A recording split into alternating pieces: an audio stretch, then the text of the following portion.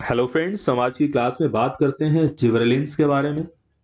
Gibberellins आपको पता है कि एक प्लांट ग्रोथ प्रमोटर है जिसको एक जापानी साइंटिस्ट जिनका नाम है ई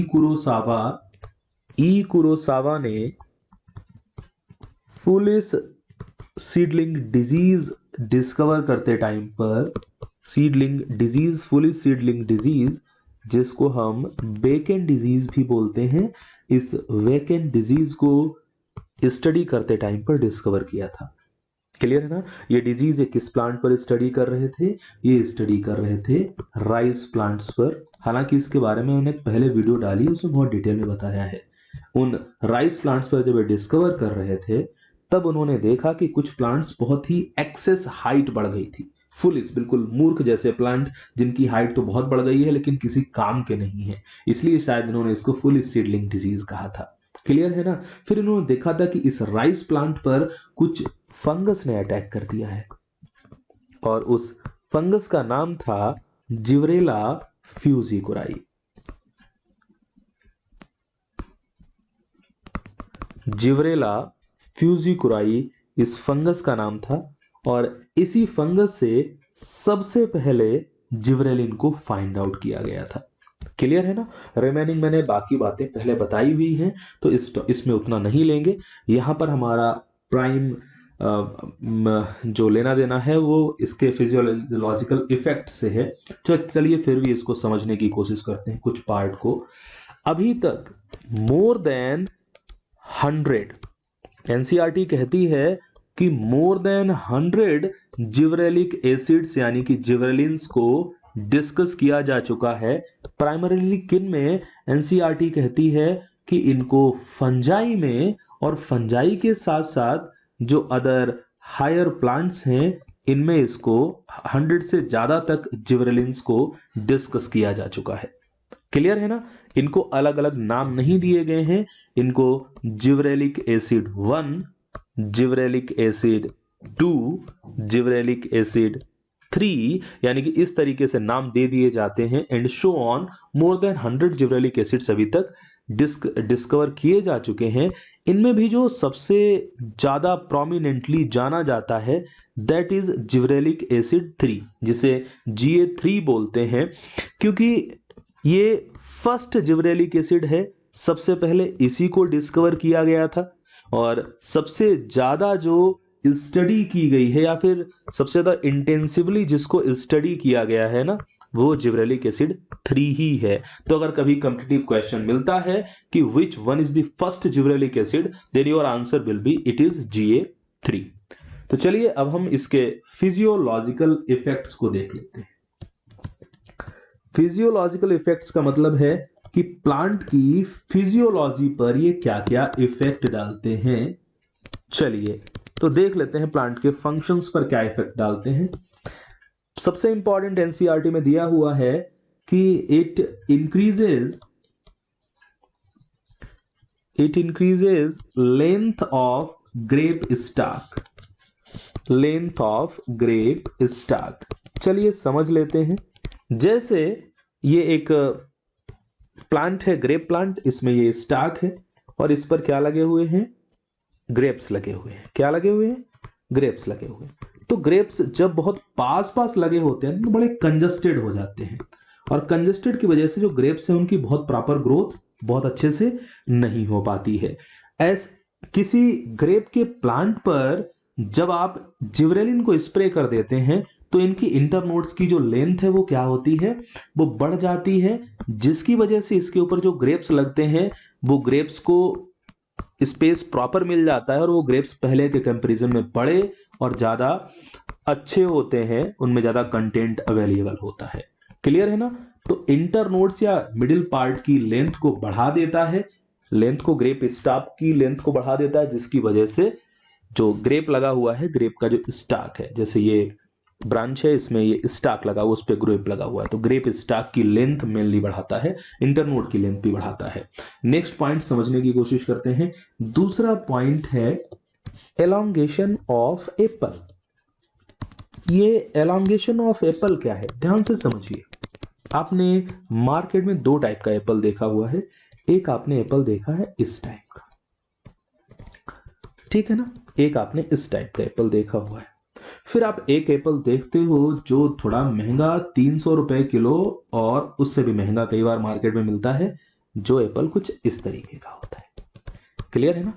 तो जो एप्पल आपको थोड़ा एलोंगेटेड लॉन्जिट्यूडनली थोड़ा सा बड़ा दिखाई देता है, जिसकी एलोंगेटेड टाइप का एप्पल होता है, ये किसकी वजह से डेवलप हुआ है? ये डेवलप हुआ है कि इस प्लांट के ऊपर जिब्रेलिक एसिड का स्प्रे किया गया है, और ये जो एलोंगेशन देखा गया है एप्पल में, वो जिब्रेलिन्स की वजह से देखा गया है। क्लियर है ना।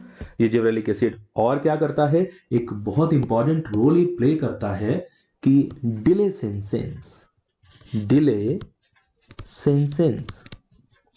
मतलब ये डिले सेंसेंस का मीनिंग क्या है? जैसे सिंपल सी चीज है, एक मिनट रुकिएगा, सिंपल सी चीज है। सेंसेंस का मतलब होता है एजिंग। सेंसेंस का मतलब क्या होता है? एजिंग होता है। एजिंग मतलब किसी पर्सन पे बुढ़ापा आ जाता है। तो सेंसेंस लीव्स धीरे धीरे डिग्रेड होती चली जाती हैं, फ्रूट धीरे धीरे प्लांट पे लगा है तो डिग्रेड होता जाता है, खराब होता चला जाता है।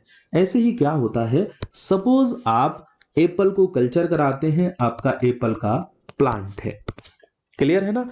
अब एप्पल की क्या हो चुकी है, लगभग राइपनिंग होने वाली है, पूरे एप्पल लगभग पकने वाले हैं, और सारे एप्पल पक जाएंगे तो आपको तुरंत मार्केट में ले जाने पड़ेंगे। जब सडनली कोई चीज मार्केट में जाती है बहुत बल्क अमाउंट में, उसी टाइम पे सब लेके आएंगे तो मार्केट में प्राइस डाउन हो जाएगा। क्लियर है ना। आप क्या करें, आप अगर अपने एप्पल के ट्री पर जिब्रेलिक एसिड का स्प्रे कर दें, तो जो एजिंग है, जो सेंसेंस है, वो कैसी हो जाएगी? स्लो। क्लियर है ना। तो जो आपके प्लांट पे एप्पल लगा हुआ है ना, उसकी लेट राइपनिंग होगी। राइप तो होगा बट टाइम लगा देगा, धीरे धीरे राइप होगा। तब तक मार्केट में एप्पल खत्म हो जाएगा, और उसके बाद जब आप एप्पल लेके जाएंगे तो बहुत अच्छा रेट आपको मिल जाएगा। यानी कि हल्का पका हुआ एप्पल आप ज्यादा लॉन्ग टाइम तक प्लांट पर रख सकते हैं अगर आप क्या कर दें, जिब्रेलिक एसिड का स्प्रे कर दें, क्योंकि ये सेंसेंस को, प्लांट की एजिंग को, आपके एप्पल की फ्रूट की एजिंग को क्या कर देता है? डिले कर देता है। क्लियर है ना। नेक्स्ट पॉइंट की तरफ चलते हैं और एक पॉइंट को देख लेते हैं। ये क्या करता है, जैसे सबसे मेन इसका इफेक्ट है internode elongation. Internode elongation actual में क्या है? एनसीईआरटी ने सुगर केन के रिस्पेक्ट में इसका एग्जांपल दिया है। तो चलिए हम भी सुगर केन, जैसे सैकरम ऑफिसिनेरम बोलते हैं साइंटिफिकली, इसी का एग्जांपल ले लेते हैं। सपोज ये है शुगर केन। क्लियर है ना। शुगर केन में बेटा ये क्या है, this is node and this is another node, and the gap between the nodes is called inter node. In short में लिखे दे रहा हूं IN, इंटर नोड। अगर आप शुगर केन के ऊपर स्प्रे कर देंगे जिब्रेलिक एसिड का, तो इंटर नोड की लेंथ, यानी कि नोड के बीच की लेंथ बढ़ जाएगी, और जब लेंथ बहुत एक्सेस में बढ़ जाएगी, ठीक है ना, तो इस शुगर केन की प्रोडक्शन बढ़ जाएगी।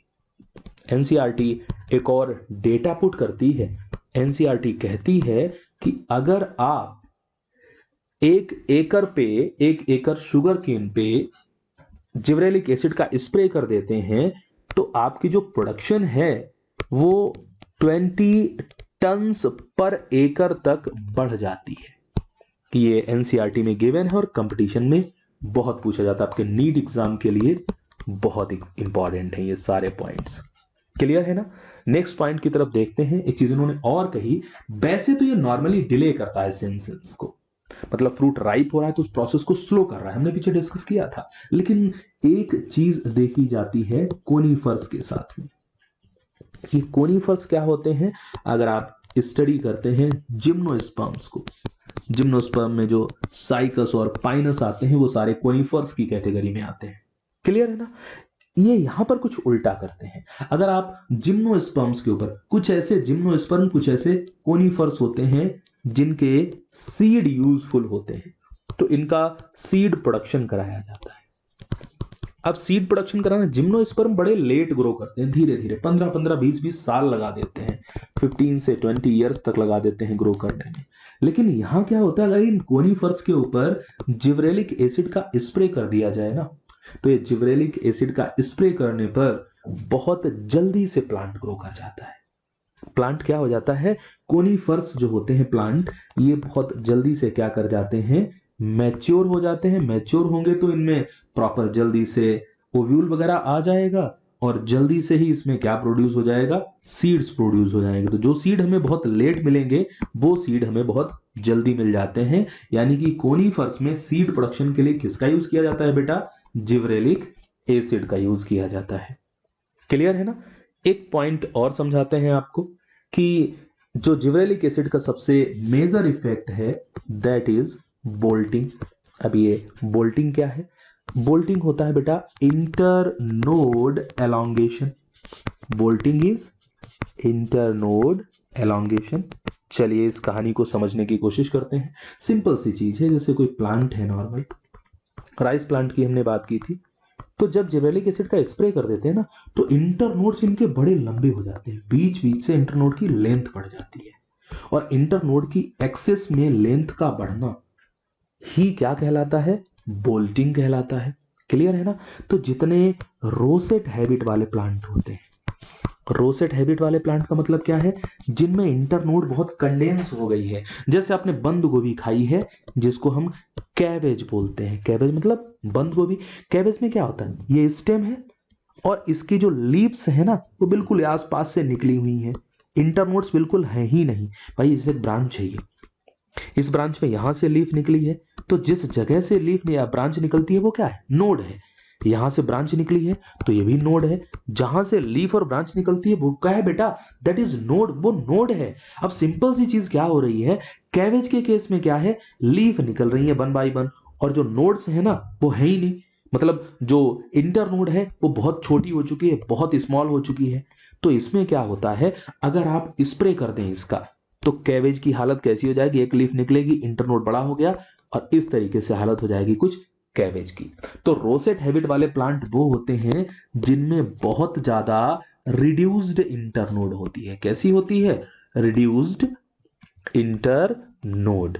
और अगर हम क्या कर देते हैं, अगर हम वहां पर स्प्रे कर देते हैं जिब्रेलिक एसिड का तो क्या होता है, इंटरनोड एलोंगेशन देखा जाता है विच इज कॉल्ड बोल्टिंग। इसका एग्जांपल आपकी एनसीईआरटी कहती है कि जो बीट है उसको रखा गया है और किसको रखा गया, एनसीईआरटी ने कैबेज को रखा गया है। इन दोनों में ऐसी ही कंडीशन देखने को मिलती है। क्लियर है। मुझे उम्मीद है आप इस लेसन को समझ पाए होंगे। धन्यवाद। नीट को क्वालिफाई करने के लिए इस इन एनसीईआरटी बेस्ड क्लासेस को देखते रहें। मुझे उम्मीद है आपको समझ में आया होगा। धन्यवाद।